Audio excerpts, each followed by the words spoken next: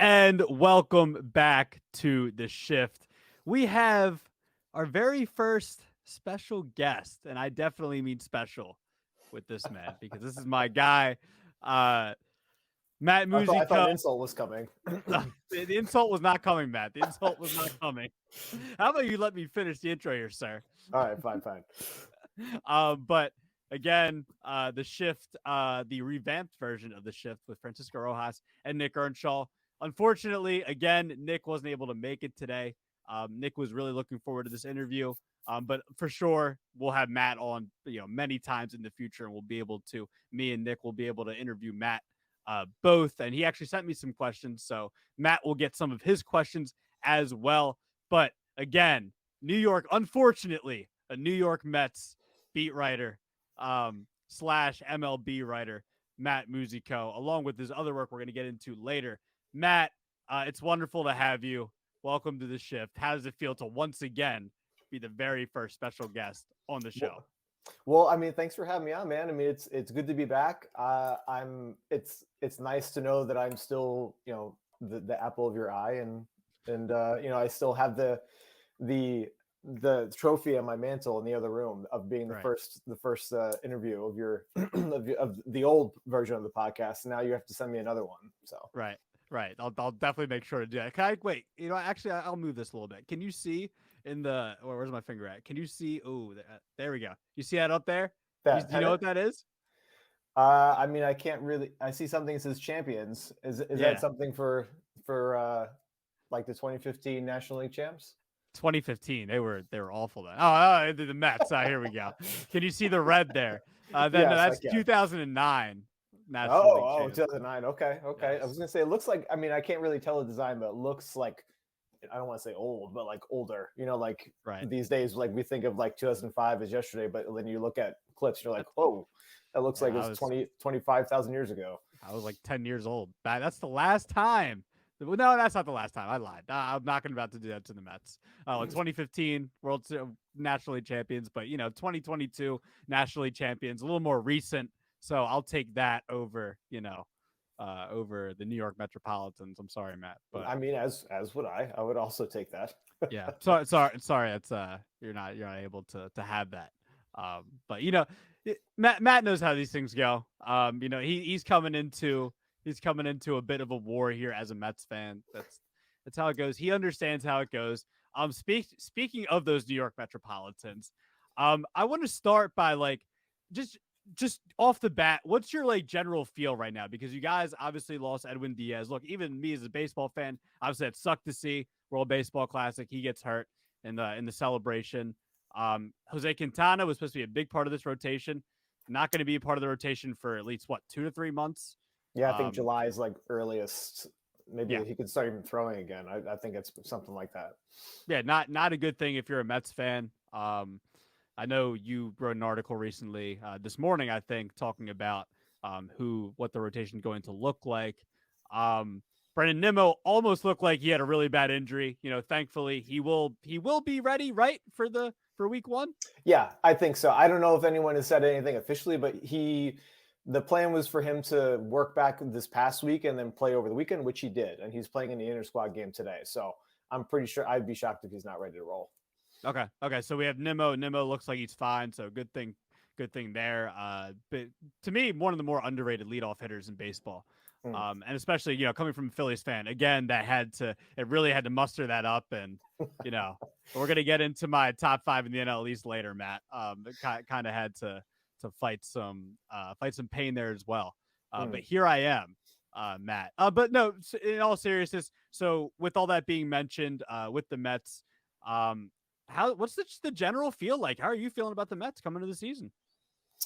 Well, I mean, I feel a little bit different than I did maybe like 2 weeks ago when Edwin was still healthy.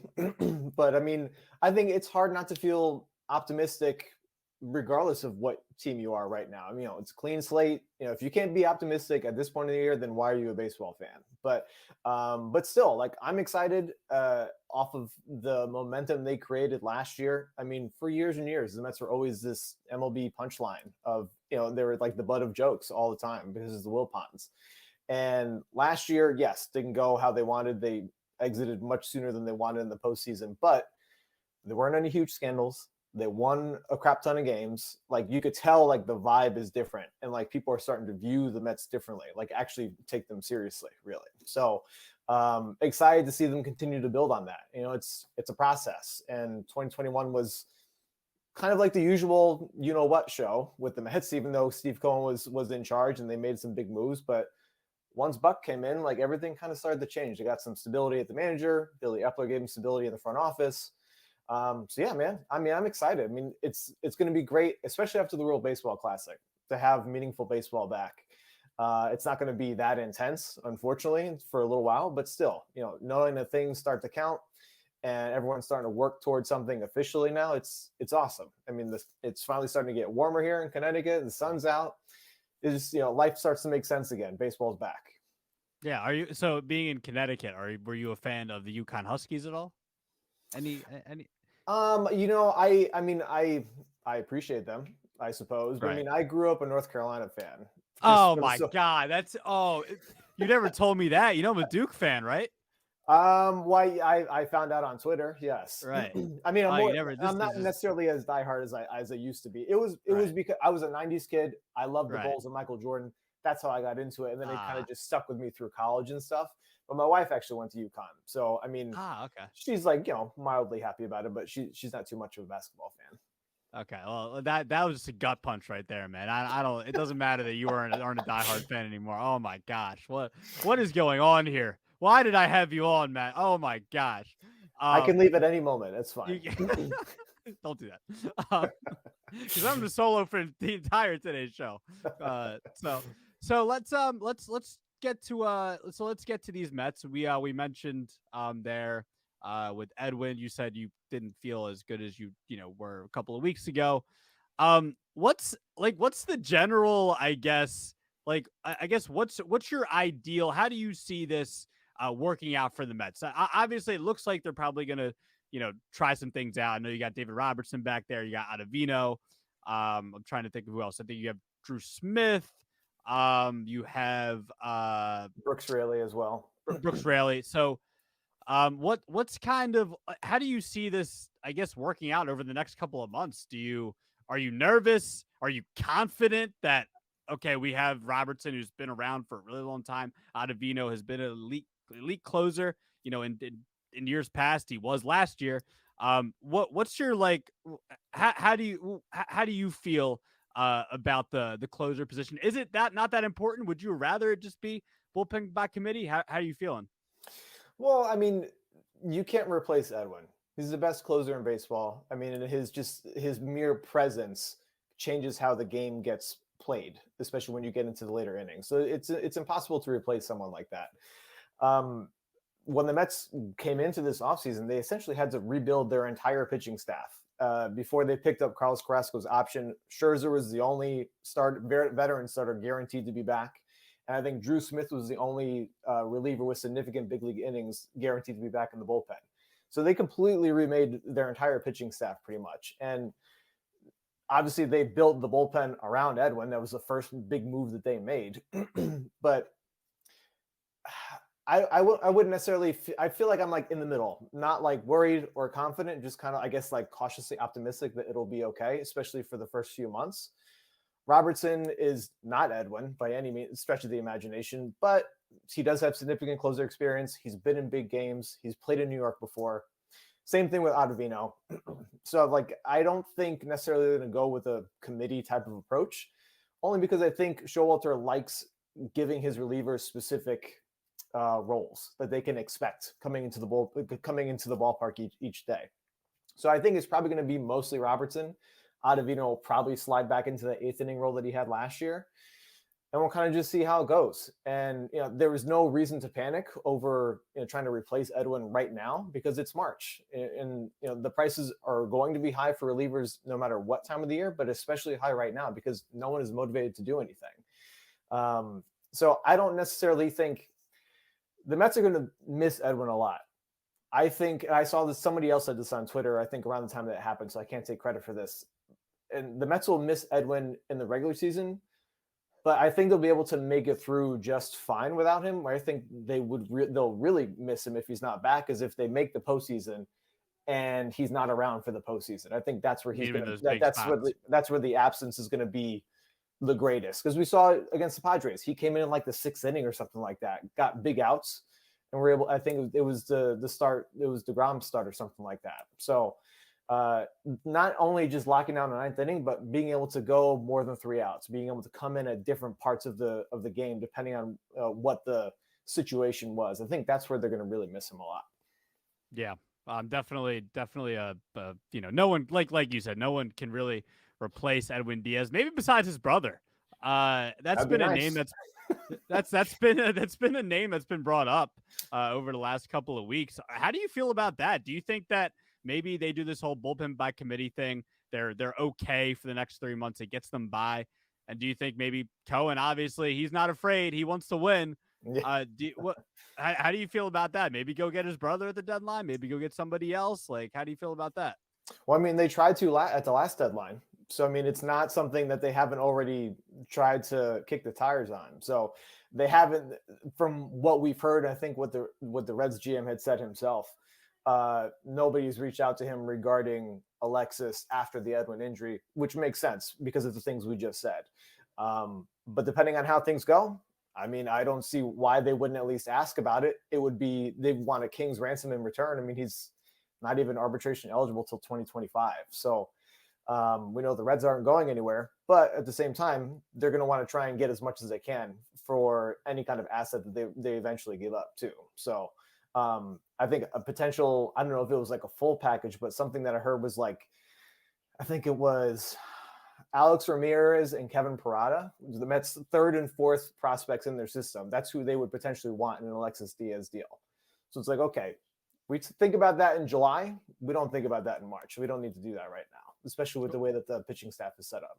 Do you think any of these, maybe like the Reds, would they be asking for like a Brett Beatty or a Vientos, or is that they're completely off limits? I know we're gonna get into them in a second, but they didn't make the opening day roster. But do you think the Mets would be willing to give either of those guys up to get somebody like a big time closer just for this season? I mean, definitely. I mean, not Alexis Beatty. wouldn't be just for the season, probably. I mean, they'd look to. Well, right, yeah, he'd stick around at least. Right. I think he's not free agent until like 2028 or something like that. So definitely not Beatty. I mean, I would imagine probably not Vientos, but I mean, out of those two, if I had to pick one that the Mets would maybe be more willing to part with, it would probably be Vientos. Okay. Yeah. I mean, Beatty had a huge spring. Vientos, not as big of a spring, but still a good spring. What's your reaction to those two being sent down? I mean, we just saw now maybe Anthony Volpe and Jordan Walker had a bit of a bigger springs, but I mean, Beatty wasn't far off. How are you feeling about the Beatty and Vientos being sent down to start the season? Are you happy about it? Are you frustrated? Like, what's the general feeling there?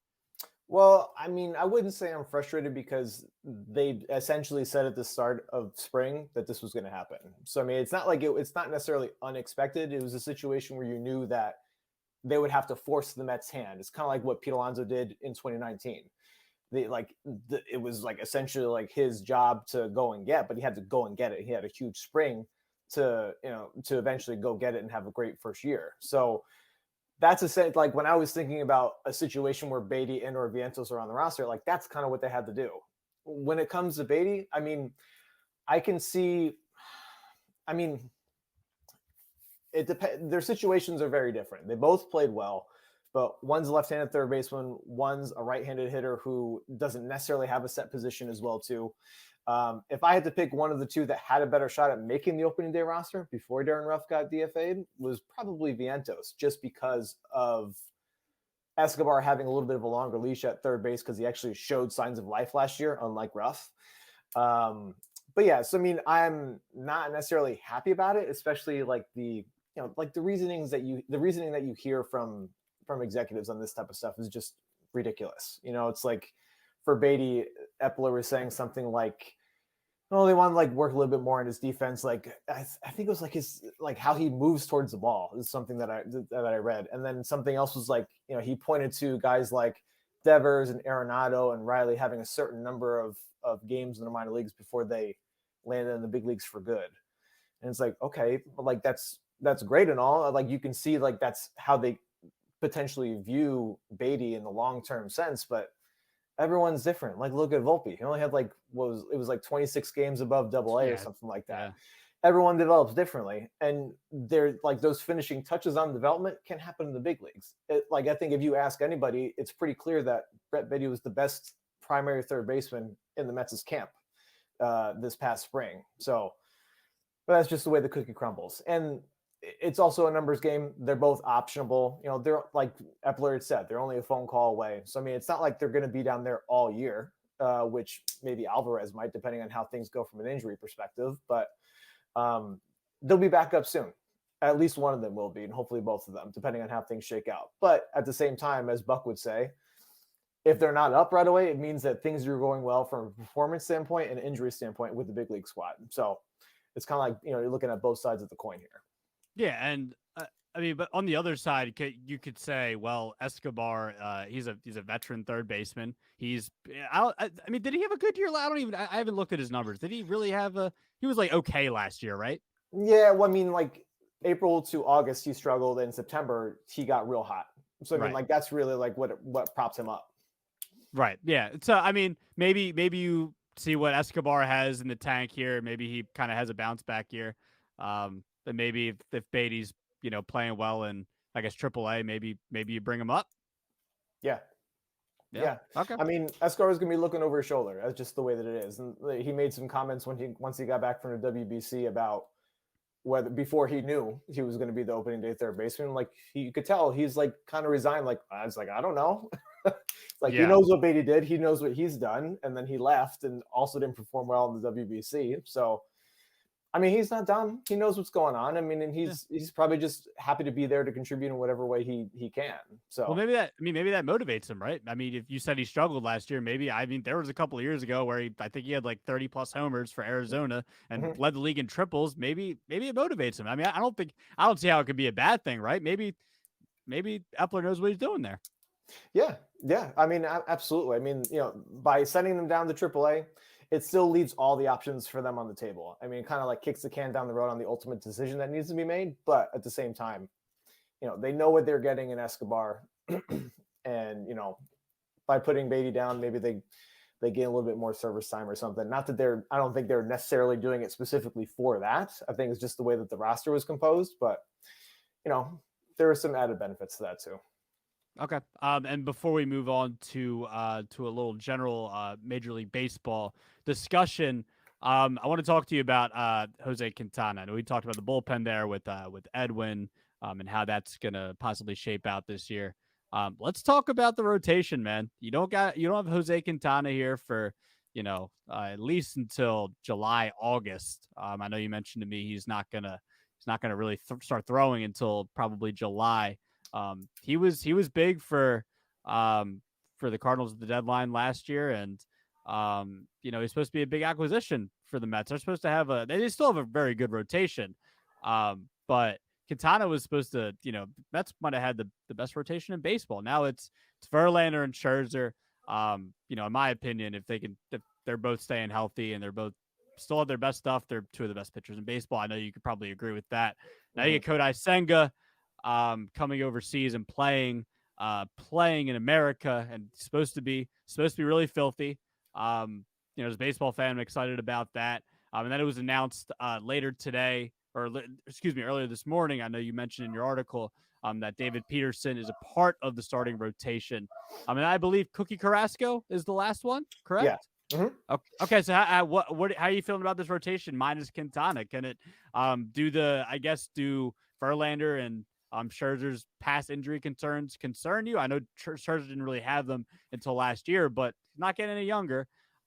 What are your general thoughts on the rotation? Yeah, well, losing Quintana stinks. I mean, I think one of the biggest motivations behind getting him is because he's been so durable throughout his big league career.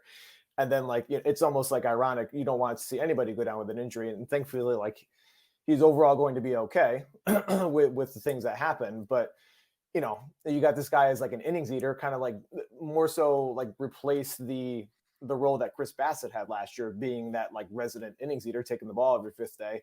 And now you don't have that. So, I mean, that's obviously a little frustrating. But that's the way the cookie crumbles, like I said before. So this is why the Mets went out and did what they did and kept Peterson and McGill, quote unquote, on the outside looking in for this depth. So, I mean, I don't feel, if I had to like say, if I felt more concerned about the bullpen or the rotation, I feel less concerned about the rotation just because of the depth that they've built up here already. And Verlander and Scherzer are older, yes, and they've had injuries recently, yes. I don't feel too worried about them. What I'm most concerned with for them is just being able to stay strong and as fresh as possible towards the end of the year. I mean, we saw it with Scherzer with his last regular season start and his only postseason start. Verlander, had an up and down postseason himself too, especially coming back from Tommy John. So, I mean, that'll be interesting to watch and to monitor. Showalter's going to monitor that as well too. They're already talking about implementing a 6-man rotation at strategic points throughout the year to keep guys as fresh as possible, and helping with Senga as well too. So, I think another bad part about not having Quintana is that you get the innings. You also knew probably the kind of production you were going to get from him. It was pretty predictable. And someone like Senga, the upside is, through the roof, but then at the same time, he's coming halfway across the world to come and pitch and get acquainted with new culture, new surroundings, and everything like that. So you don't necessarily know like how long that adjustment period is going to last for him and how he's going to deal with those adjustments. So overall, I mean, I feel okay about the rotation just because of the depth they've built in. I like Peterson winning that final spot just because everyone else is outside of Carrasco, everyone else is a hard-throwing right-handed pitcher. So I like having Peterson in the middle there as a left-handed pitcher, just being able to give guys a different kind of look. And having McGill, who was last year's opening day starter, I think was it in Philly that the Mets opened up? I think so, right? Something like that. The Mets opened up in Philadelphia last year. I think so. Maybe it was the Nationals. I can't remember. Someone with a red jersey. Okay, well, I don't. Regardless, yeah, but still, he was, last year's like surprise opening day starter only because DeGrom went down with an injury, but he had a great April. So they're still really high on him too. So I mean, the type of depth that they have in the rotation, I think is going to be helpful. They're going to need every ounce of it throughout this year, as most teams do, because that's just the way teams operate these days. But I think the rotation overall is still going to be among the better ones in baseball for sure. Yeah, for sure. I suppose as long as they can stay healthy there. So this one is from Nick again. Nick couldn't be here, but he made sure he texted me over a few questions. This is the last one on the Mets here, and I have one here for you afterwards too. He said if the Mets are right in contention heading towards the trade deadline, and things are looking promising and health is relatively good, what should the Mets prioritize to the deadline? I know we talked about the closer thing, but what would the Mets prioritize if they are in contention? That's a good question. I would say probably bullpen, because I feel like that's something that teams always need, especially going into the stretch run as well too. So not having Edwin kind of necessitates that being a little bit easier of an answer. Probably also looking at the lineup, I guess, as well too, because I mean, the Mets' DH situation is far from settled. I mean, we'll kind of see how it plays out here, because they don't have Ruff anymore, which is probably addition by subtraction. Vogelback didn't have a good spring. Pham didn't have a good spring. And, depending on how they work things, maybe Guillorme gets in at third base on some days and Escobar becomes, part of the DH platoon and things like that. Like that was a problem for the Mets last year. They tried to piecemeal together with Vogelback and Ruff, did not work out. So I've been wondering about the DH situation for the Mets probably since like December or January, when we heard that they were going to stay they were going to try and stay internal with it. I think that could still be a problem. So we'll see how that shakes out. I think if I had to pick two spots, I think it'd probably be those two spots. Okay. So let's round out the Mets talk here. Where do they finish in the National League East? And how far behind the Phillies do they finish? um, I mean, I think I said this last year too when we talked about this. I think we probably met right before the season.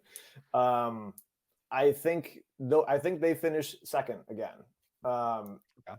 in front of the Phillies. Yeah, yeah. Don't forget the I'm, Mets were I'm 14-5 against Phillies last year. yeah, I know, but wait, what happened in October? Okay, just go on, go on. um, Wait. If this is going the same way as last year, keep going. That's great conversation. Yeah, go ahead. well, I mean, the Braves have won the East every year since what, like 2018 or Yeah, I mean, I'm 2017. with you. So I have the Braves winning again. it goes the road goes through them. The Mets have Yeah, to figure out a way absolutely. to knock them off before I can start feeling confident in saying that they're gonna confidently finish first in the division. So um, yeah, it'll be interesting. It's going to be a dogfight. I mean, I kind of wish that it would be a little bit more division centric schedule because it would be a lot more fun for the NL East specifically. But still, they're going to beat each other up a lot. And I think it's going to be a 3-horse race probably from start to finish. It's going to be a lot of fun to watch and follow and things like that. Yeah. Unfortunately, I'm with you. I mean, I definitely think the Braves are winning the division. There, I mean, they're like you said. I mean, they've known. I mean, who thought they were coming back to win that division last year? I mean, that was incredible. Yeah. I mean, the Braves do it every year, so I'm with you on that. Injuries are definitely not helping the Phils and the Mets, chances to win this division. So. Yeah.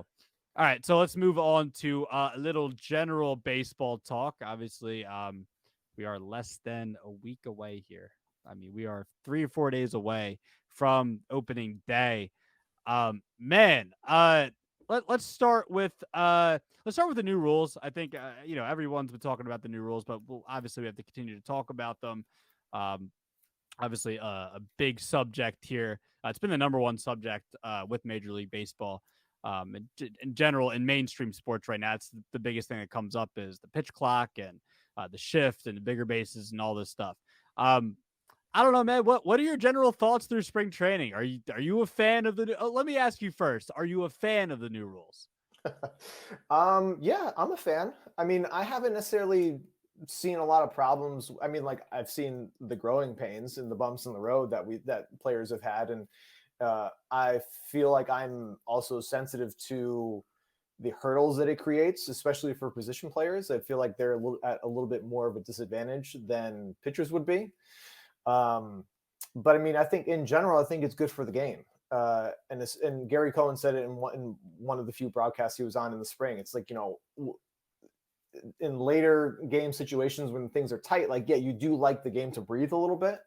But when it's like 10-1 in the sixth inning and you got a guy in there pitching who is, probably like a quad A player who has never pitched before and trying to impress everyone, like you want the game to, keep up the pace that it's on. You don't want it to start to slow down like it does. So, I mean, I think my concerns would be what happens in the postseason because like we saw how great the World Baseball Classic was without the pitch clock, with all that drama and momentum and things getting built up like that. I think I can't remember who had said it. I think it was Trevor Plouffe who said it. Said that he likes the pitch clock for the regular season, but he doesn't want it for the postseason. And I can agree with that because of all, like, think about how long was that Bryce Harper at bat in the NLCS? It's probably like 8 or 10 minutes or something like that. But everyone loved it because it's just like all the drama. For sure. So, I mean, I think once position players and hitters get into a groove with it, I think it'll help a lot of hitters and it'll kind of show who's actually a good natural hitter and who maybe is not so much, because it kind of eliminates the thinking aspect of it. Like you just like let the natural instincts come in. You get to just react instead of standing there for a minute thinking, okay, what is he going to throw me next? So I think it could be helpful for some hitters in that respect because I feel like a lot of baseball players are like at least mild head cases. So like if the less that they can think and let their ability take over, I think is probably a better thing for them. Yeah, I agree with that. Do you like the shift? And that's a double entendre. Yeah, I mean, I like it as well too. I mean, pretty much I don't really necessarily have any major problem with the new rules that have come about from what I've seen so far.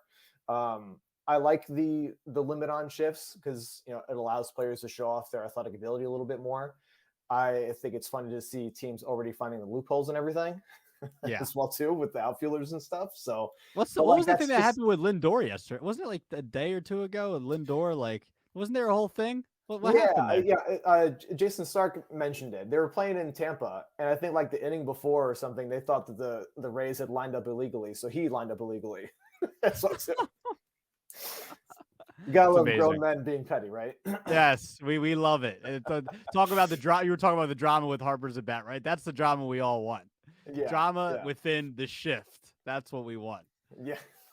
Another double entendre. I'm on a roll today. I can't help it, Matt. I can't help it. But like I said, excited to have our first guest here. Matt Musico is joining us again. Are there any things that you're not a fan of as far as the new rules go? I mean, I think it's a little unfair for pitching is generally the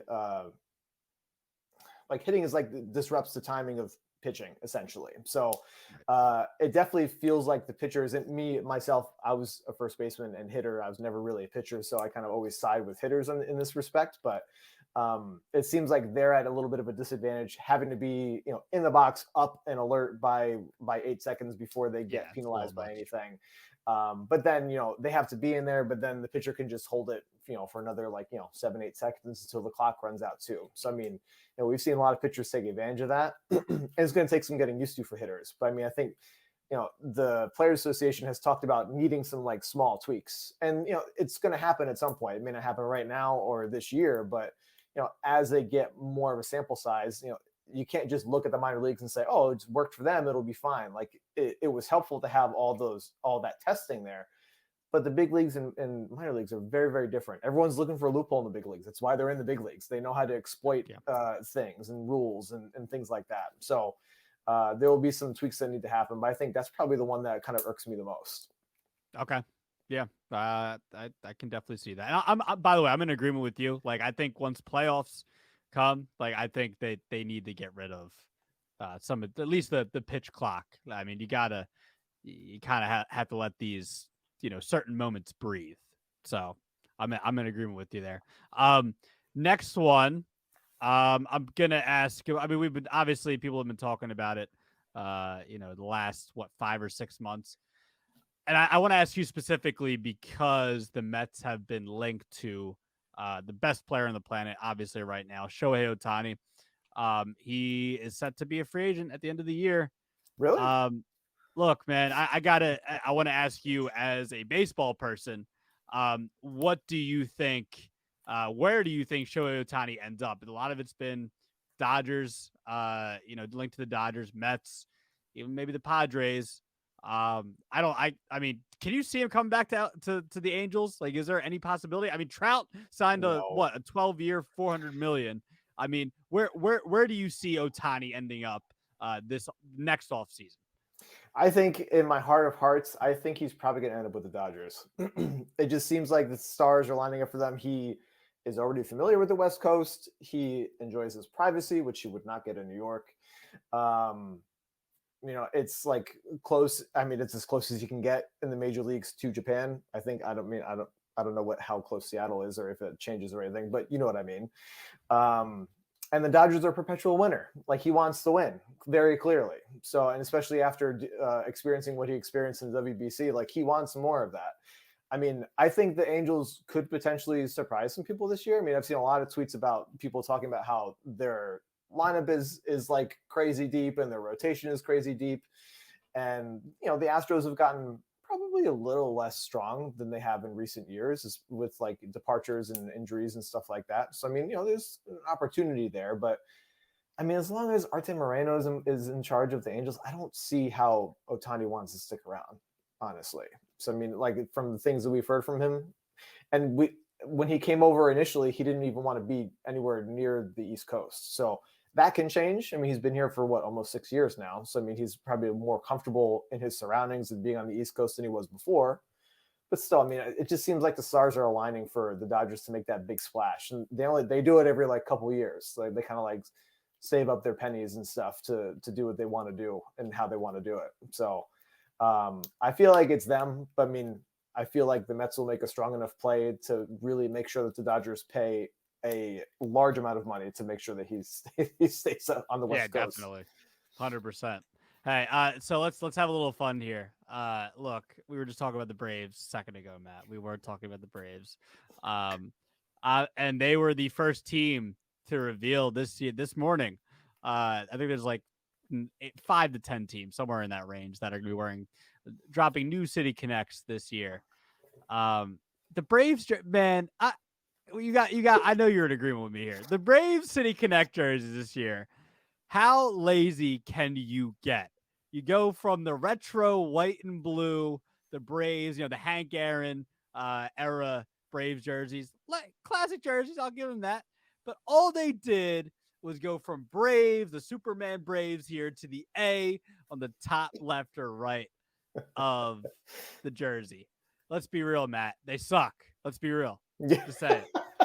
I mean, you can't go wrong with honoring Hank Aaron. And like I think right. like when we look at like the non-City Connect version of those jerseys, like I like them. Like I like the color scheme, like it looks cool. Like I just like those throwback jerseys. But yeah, I agree with you. It's lazy. They could have, but here, hold on, I think, Matt, they were already honoring Hank Aaron by wearing the retro ones they were wearing before. That's fair. That's also fair. Yeah, I could agree. I don't know. All I'm saying is like they could have done better. They could. It's like someone mentioned the Dodgers. The Dodgers. I think this was I forget which MLB writer posted this on Twitter this morning. Like the Dodgers had their City Connect as the Los Dodgers. All they did was Dodgers and they put Los on it. It could have been a little more creative. That's all I'm asking for. At least somebody look, at least like the NL champs, right? The Phillies, we always wear the powder blues on Thursday home games or Thursday day home games. Mm-hmm. I mean, no one could do it better. That's all I'm saying. I had to throw that in there, but it's the truth. I mean, if you say so, sure. I do like the powder blues though. They are pretty sweet. I know. You should like. I'm glad. That must have mustered. You must have mustered up a lot of pain there to say that. I mean, I'm a baseball appreciator, man. I can put my. I'm a grown man. I can put my allegiances aside to appreciate stuff. All right, I'm trying to learn from you. So let's get just a few quick hitters here before we end the show with some of your work, and I wanted to get to a certain top 5 list to get to. Give me a sleeper team. Give me an overrated team coming into this year, and then give me your World Series pick. I would say, I mean, I already said it, but I feel like a sleeper team could be the Angels, just based off of how things are going out there in the West. So I think, and they do have the 2 best players in baseball, so it's not like they can't do it. But I mean, they haven't been able to do it. They haven't. Yeah, they haven't. There's also that too.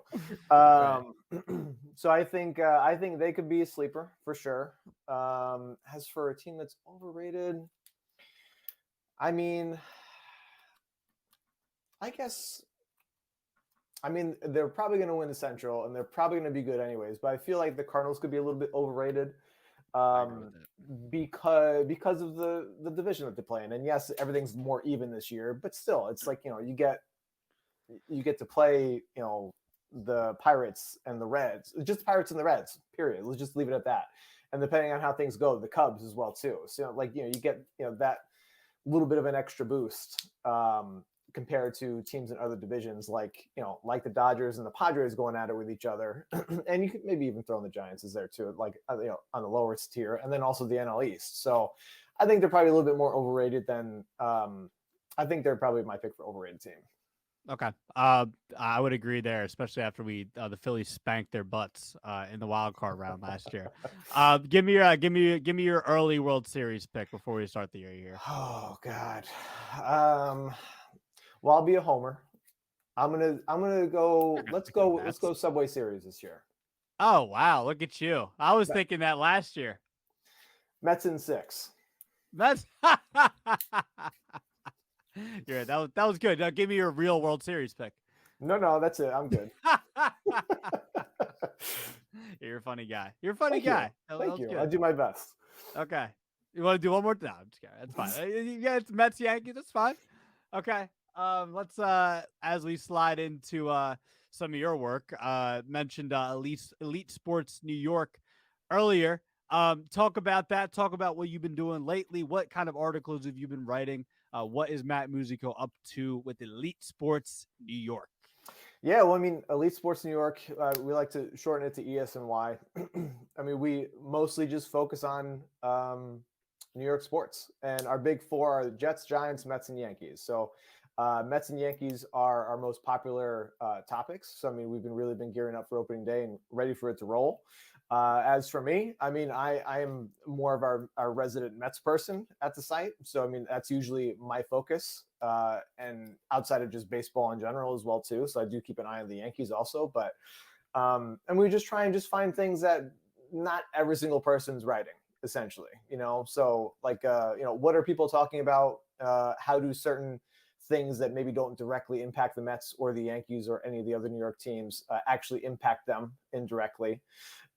Things like that. So, talking about, the Mets breaking in their new scoreboard with Mario Kart and, what their new incredibly expensive speakeasy looks like and, all those kinds of things. So, we try and just keep a pulse on what people are talking about, what people want to know about our New York sports teams. Okay. Let's talk about MLB Daily Dingers. I know you are Mr. Home Run King. When it comes to the website, when it comes to your Instagram, your Twitter, you're always posting. What's going on with that, man? You're always posting. Anything new with that? And just maybe for some people that don't know about it, explain to the people what MLB Daily Dingers is all about. Yeah. So MLB Daily Dingers started as just a Twitter account, and then it eventually turned into also Facebook and Instagram, and then into a blog. And essentially, what I do in social media is just pick 3 random home runs or not so random home runs every day, just to honor. It could be a big one, could be a small one. As we get into the regular season, I start to focus more on like on this date kind of stuff. So once I think my first bit of on this date content drops on, I think it's the 29th. So like start like some 2018 opening day vibes and things like that. So just trying to touch on the nostalgia of baseball and home runs in particular. I mean, home runs is one of the most exciting things in the game itself. And I've really enjoyed posting things every day on social media just because people will, share their memories of it. Like, oh, I was there, I was sitting here and this is what happened, or like, oh, I remember that. And, yada, yada, yada, all things like that. So it's been a lot of fun. And the blog itself was essentially created to eventually become a visual and written library of home run history. So like we see lists everywhere: Baseball Almanac, Baseball Reference, Fangraphs, all those terrific places, terrific databases. What I felt was missing was some context and some videos. So essentially what I do is I try and slice home run history up into 1,000 different ways. And create leaderboards, but also not just say like Barry Bonds 73 home runs 2001. We talk a little bit more about what went into that season. Spend maybe a couple hundred words on what was something that kind of like jumps out at you when you look at his stats page and things like that. What was his like most ridiculous month that he had? What they were all ridiculous, but still. So kind of just doing that in a bunch of different ways. So we have, team by team content for all-time leaders, single season leaders. Right now I'm working through team by team single season leaders for each position, which has been really cool and interesting. But yeah, that's pretty much what we're working on right now. Okay, that's awesome. I love the concept that you were talking about there with the library and everything that's going on with the website. That's awesome. Let's get to since you're Mr. MLB Daily Dingers. I went on FanDuel and I picked out what's the player specials, what's the home runs. I want to bring up 3 players here. Over under for them this year, and I want you to give me over under. You don't have to give me an exact number. Just give me an over-under. Number 1, we're going to start with, obviously, the American League home run king now, Aaron Judge. He is slated at the over-unders 42.5 home runs. What do you like? You taking the over or under, Matt? I'm going to take the over. You take the over? Mm-hmm. Even coming off the 62, he's gonna climb back up there? I think so. I mean, I don't think he's going to hit 60 again.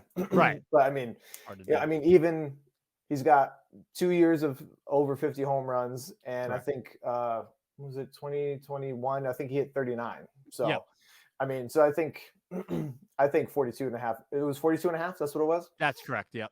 Yeah, I can hit the over on that. Okay. All right. Next one. The reigning National League home run champ, who is 16 behind Judge. Yeah, that's Yeah. unbelievable. Kyle Schwarber, one of your favorite Phillies. He's over under 35 and a half this year. That would be Oh God. 11 under what what he hit last year. What are you taking there, Matt? I would hammer that over. Hammer that over. I'm I not a love to betting man, hear but I that. would hammer it. I mean, all that guy does is hit home runs. He does. And I will say at the this bank though. too. I mean, my Yeah, goodness. yeah. I will say this about Schwarber though. He's very like his years fluctuate. It's not like he hits 40, 40, 40. It's That's kind of true. like like 40 and like 25, and then like maybe next year he'll hit like 30. So, but I hope you're right. I hope you're right, and I hope he mashes a lot of those against the Mets. Last one. He will. Yeah, thank you. You're right. Pete, last one. I'm catering to you here. Pete Alonso. He's also 35 and a half this year. What are you taking? I would take the over for that too. He's had Okay. 3 full years in the big leagues. His lowest total is 34. So, I mean, I think he can do that, especially in the lineup that he's in now. Okay. Yeah, I can definitely see that too. Let's get to the last thing here, Matt. I know your favorite part of today's show. I don't know how much of you saw of my top 5 I players. saw it. I saw it? I prepped. Okay, yeah, I know, and I'm sure you were all happy coming in today. You're like, yeah, he had Verlander number 1. Just for the people that might not have caught it on Twitter or on YouTube, go make sure you subscribe to the shift on YouTube. Just recently did my top 5 players in the NL East that coincided with our NL East and AL East preview. But I'll just give my list real quick. I always like to do honorable mentions. I just like to give some of those guys props that weren't in the top 5. I had Sandy Alcantara, JT Realmuto in my honorable mentions. Trey Turner at number 5. Max Scherzer at number 4. You're welcome, Matt. Number 3, Ronald Acuna Jr. Number 2, Bryce Harper. Heard a lot to do that, the whole Harper, and put Justin Verlander at number 1. And Matt, before we get to yours, Nick sent me his. Shout out to my wonderful co-host. This was his 5. Sandy Alcantara was number 5. Number 4, Ronald Acuna Jr. Number 3, Bryce Harper. Number 2, Justin Verlander. And number 1, Trey Turner, which I cannot agree. I love Trey Turner, obviously, but I cannot put Trey number 1. Matt, I know you did your list a little differently. First, before you get to yours, what were your thoughts on my list? What are your thoughts on Nick's list there? Be honest. The floor is yours. Well, I mean, I agree with good chunks of them. I think it's a disservice that Lindor is not anywhere. What has Lindor done since Cleveland? What do you mean? What has he done since Cleveland? To be better than all of those players right there. Well, he was better than Trey Turner last year. I can tell you that much. Was he? F4 he was. He was top. Okay. Well, well, 3 different. Yeah, he's better defensively. Huh? He's better defensively. Yeah, I'll give him that. It's like, what was it? 25, 26 homers, 107 RBI. Yeah, it was. He had a good offensive year. I will give that. But I think, I think coming into this year, coming off that World Baseball Classic where he just was destroying the baseball, I still think Turner's better offensively, and I still think. I mean, look, MLB Network put him as their top shortstop. Well, look, I'm not saying that Lindor is better than Turner necessarily. I just think he needs to be included in the 5, or at least even if I'm going to be really lax here, at least the honorable mentions by you. So I can't. I think that's a little bit of a disservice.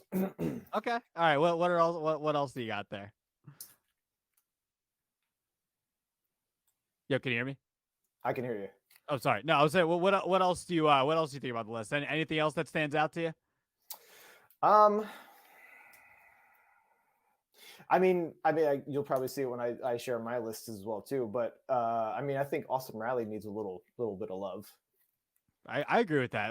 I mean, that I think my point though, and I said it in the video before and after. I mean, I think the point of the video too is how stacked the division is with talent. I think there's so much talent. Yeah. I think so. Here's the thing I'll say. I don't disagree with you on Riley, maybe even Lindor.